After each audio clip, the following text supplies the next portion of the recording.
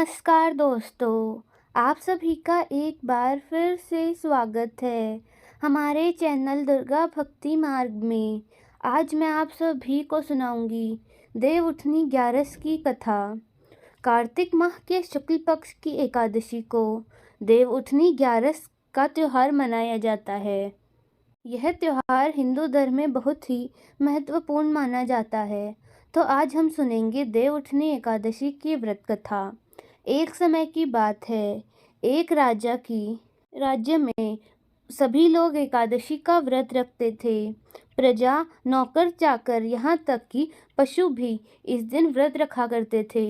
यानी कि राजा इस दिन प्रजा, नौकर चाकर, हाथी घोड़े और अदर पशु पक्षी में किसी को भी अन्न खाने नहीं देता था। एक दिन किसी दूसरे राज्य से एक व्यक्ति राजा के पास आकर बोला, महाराज कृपा करके मुझे नौकरी पर रख लें।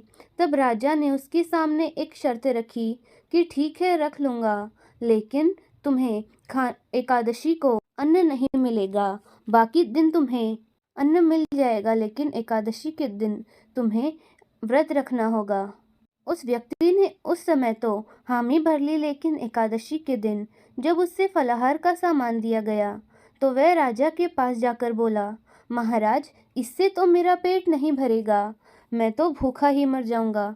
कृपया करके मुझे अन्न दे दीजिए, नहीं तो आज मेरे प्राण निकल जाएंगे। राजा ने उसे शर्त की बात याद दिलाई, लेकिन वह भूख से इतना व्याकुल था। उसे देखकर राजा ने आखिर में उसे चावल के दाने दे ही दिए। वे रोज की तरह नदी पर पहुंचा, वहां जाकर स्नान किया, सूर्य नमस्कार कर वहां पर चूल्हा बनाकर भोजन पकाने लगा। जब भोजन बन गया तो उसने भगवान को बुलाया कि आइए भगवान, भोजन तैयार है, मेरे साथ कृपा करके भोजन कीजिए। उसके बुलाने पर पीताम्बर धारण किए हुए भगवान चतुर्भुज रूप में उसके सामने आ गए और प्रेम से उसके साथ भोजन करने लगे। भोजन करने के बाद भगवान विष्णु अंतर ध्यान हो गए और वह अपने काम पर वापस चला गया। 15 दिन बाद जब अगली एकादशी आई तो वह व्यक्ति राजा के पास फिर से गया और बोला, महाराज कृपा कर आप मुझे आज दुगना अनाज दीजिए। पिछली एकादशी पर तो मैं भूखा ही रह गया था। जब राजा ने इसका कारण पूछा कि हर रोज तो तुम इतना ही अन्न लेते हो, आज दुगने अन्न का क्या करोगे? तब वह व्यक्ति बोला कि हे महाराज, बाकी दिन तो मैं अकेला ही भोजन करता हूँ, लेकिन एकादशी के दिन मैं भगवान को पुकारता हूँ और भगवान विष्णु मेरे साथ आकर भोजन करते हैं, और जितना अन्न आप देते हैं उतना अन्न 2 लोगों के लिए पर्याप्त नहीं होता। इसीलिए आप कृपा करके मुझे दुगना अन्न दे दीजिए, वरना मैं फिर से भूखा रह जाऊंगा। उस व्यक्ति की यह बात सुनकर राजा को बहुत आश्चर्य हुआ। उसने सोचा कि ऐसा मैं नहीं मान सकता, क्योंकि मैं, मेरे मंत्री, राज्य पर प्रजा, यहाँ तक कि यहाँ के पशु पक्षी भी एकादशी का व्रत करते हैं, और आज तक उन्हें या फिर मुझे तो कभी भगवान के दर्शन नहीं हुए। और तुम जो एक दिन भी भूखे नहीं रह सकते, तुम्हारे बुलाने पर क्या भगवान तुम्हारे साथ आकर भोजन करेंगे? ऐसा नहीं हो सकता। मैं तो इतनी व्रत पूजा करता हूँ, भगवान ने मुझे तो आज तक दर्शन नहीं दिए। राजा की यह बात सुनकर वह बोला, महाराज यदि आपको विश्वास न हो तो आप मेरे साथ चलकर देख सकते हैं। उसके बाद हर रोज की तरह ही वह व्यक्ति नदी पर पहुंचा। राजा पास ही में एक बरगद के पेड़ के नीचे के पीछे जाकर देखने लगे। वह हर रोज की तरह ही स्नान आदि कर भोजन पकाने बैठा। भोजन बनते ही वह भगवान को पुकारने लगा कि हे भगवान, भोजन तैयार है, कृपया आकर भोजन कर ले। बाकी एकादशी पर तो भगवान एक बार पुकारने पर ही आ जाते थे, लेकिन उस दिन वह भगवान को शाम तक पुकारता रहा, लेकिन भगवान नहीं आए। अंत में ही उसने कहा कि हे भगवान, यदि आप नहीं आए तो मैं नदी में कूदकर अपने प्राण दे दूंगा। लेकिन यह बात सुनकर भी भगवान नहीं आए। वह व्यक्ति बहुत ज्यादा निराश हो गया और वह जैसे ही नदी में कूदने लगा, शीघ्र ही भगवान प्रकट हो गए और उन्होंने उसे रोक लिया और उसके साथ बैठकर भोजन करने लगे। खा पीकर और उससे वे अपने विमान में अपने साथ बैठाकर वैकुंठ धाम को ले गए। ये देखकर राजा सोचने लगा कि इतना ज्यादा धर्म, दान पुण्य, व्रत उपवास आदि से कोई फायदा नहीं होता जब तक हमारा मन शुद्ध न हो। इससे राजा को एक नई सीख मिली कि यदि हम श्रद्धा भाव से और भक्ति भाव से भगवान को पुकारते हैं तो ही भगवान आ जाते हैं। भगवान को पाने के लिए हमें कभी भी इतने ज़्यादा व्रत उपवास, दान धर्म, अनुष्ठान, यज्ञ आदि करने की कोई ज़रूरत नहीं होती। भगवान तो केवल श्रद्धा और भक्ति से ही हमें प्राप्त हो सकते हैं। उस दिन के बाद से राजा ने किसी को भी जबरदस्ती एकादशी का व्रत करने को नहीं कहा। साथ ही वह उस दिन से पूरी श्रद्धा और भक्ति के साथ व्रत करने लगा और अंत में उसे स्वर्गलोक की प्राप्ति हुई। तो यह थी एकादशी की व्रत कथा। तो दोस्तों, कैसी लगी आपको हमारी आज की यह वीडियो? एकादशी की आरती सुनिए। ओम जय एकादशी, ओम जय एकादशी, ओम जय एकादशी माता। विष्णु पूजा व्रत को धारण कर शक्ति मुक्ति पाता। ओम जय एकादशी माता। तेरे नाम गिनाऊं देवी, भक्ति प्रदान करनी, गण गौरव की देनी माता, शास्त्रों में बरनी। ओम जय एकादशी माता। मार्गशीर्ष के कृष्ण पक्ष की उत्पन्ना, विश्व तारिणी जननी। ओम जय एकादशी माता।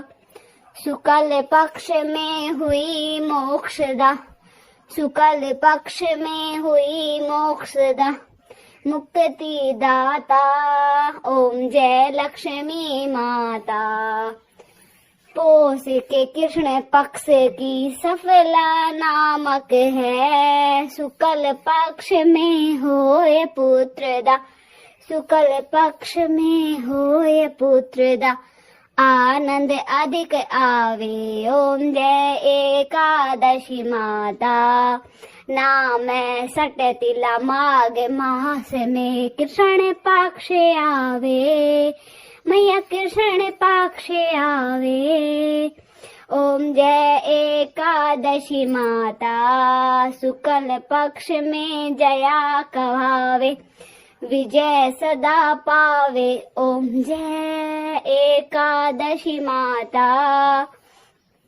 विजया फागुन कृष्ण पक्ष में, विजया फागुन कृष्ण पक्ष में, शुक्ला आमल की देवी। ओम जय एकादशी माता।